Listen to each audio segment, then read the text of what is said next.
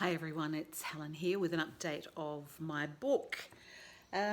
Here on Sunday, this beautiful Sunday, I hope you're all out there enjoying some of the sun's rays.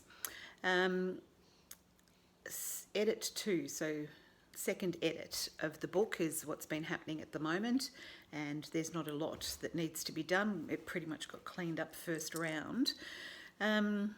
And I'm just at the end of that, and one little point that I've just got to sort out is that part of my journey was starting to work with myself and the anger that I had. And there was a time where I sat down one afternoon and wanted to express, well, actually, let's go back a step. I was writing a letter to my nan, and I thought it was going to be a heartfelt letter, but it turned into, a real cathartic kind of few hours of me getting angry and crying and screwing up pieces of paper and doing the letter over and over and over again. And, the crazy thing about that is that the letter was to my nan to show love and support. It ended up helping me clear anger and frustration and all sorts of other energy out of my own system, and ended up being a letter that got published in the Deniliquin Pastoral Times, which was the local paper up there in Deniliquin country, New South Wales.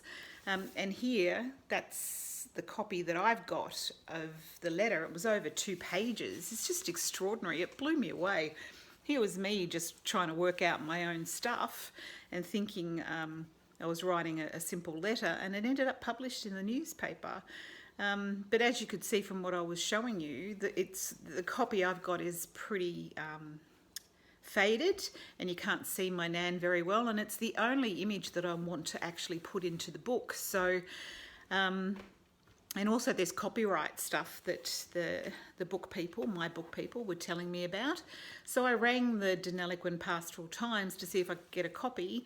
And being a country newspaper, they couldn't give a toss about copyright. They're like, if you want to print it in your book, great, that's a great idea, go for it. But we don't hold the copies of those things. You've got to ring the library. So now I've been in touch with the library and the genealogy group that they have up there that kind of sort back through the historical stuff.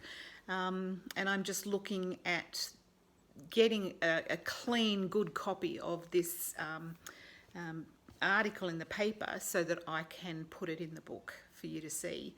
And you can, of course, read the letter that I wrote to my nan, because it ended up there in the paper. Crazy stuff, eh? So going through the second edits, I've also read through the book completely with all the tweaks and changes. And, do you ever sit back and reflect on your own life? I don't know if people do it enough, because you really get insight into yourself. And I just look at the things that I needed to navigate and what I learned from them. I learned not to have judgment. I mean, life had bounced me around into so many different situations that I felt out of control of. I felt like I didn't have any control at all, that I was being, put into these situations by life itself, I suppose.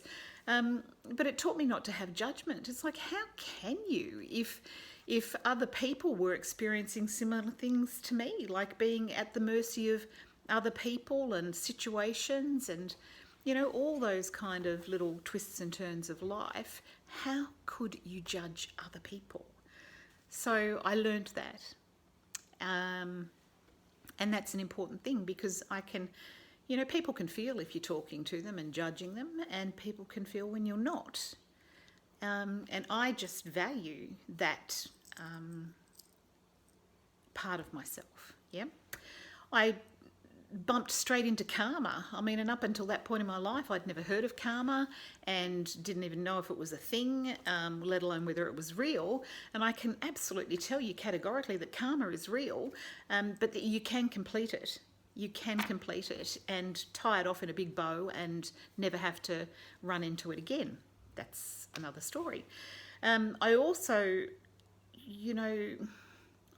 learned humility and humbleness, especially when I worked in aged care.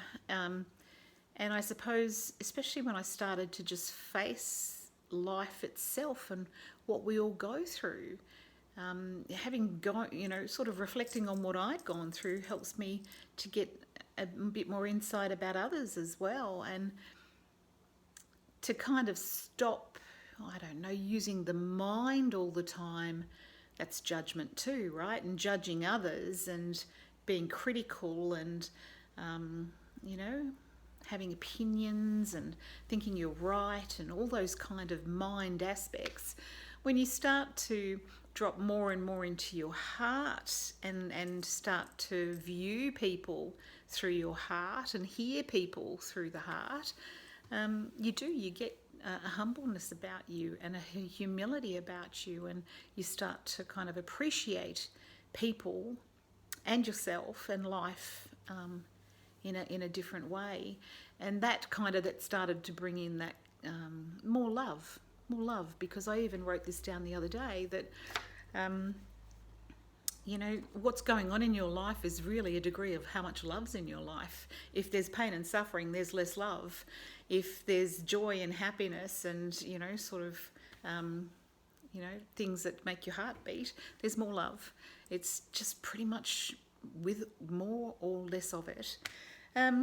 So the book as well, it talked about, it shows you how I learnt no judgment, how I moved through karmic situations that I had and learnt humility and humbleness and became more focused on love and kindness, and now my life is filled with it, absolutely filled with it, and I wouldn't have it any other way. And back then when I'm living this story, I didn't even know you had a choice. So you do have a choice. Thank you for listening. That's where I'm at. So just once I get that newspaper article, a clear copy of that from the Deniliquin Pastoral Times, that goes into the book, and that's the end of the edit stage, and it'll go to layout. So I'll let you know when that's happened. Still pretty exciting, isn't it? Okay, thank you everyone. Just a reminder that you are the greatest creation on this earth. So remember to start acting like it. See you.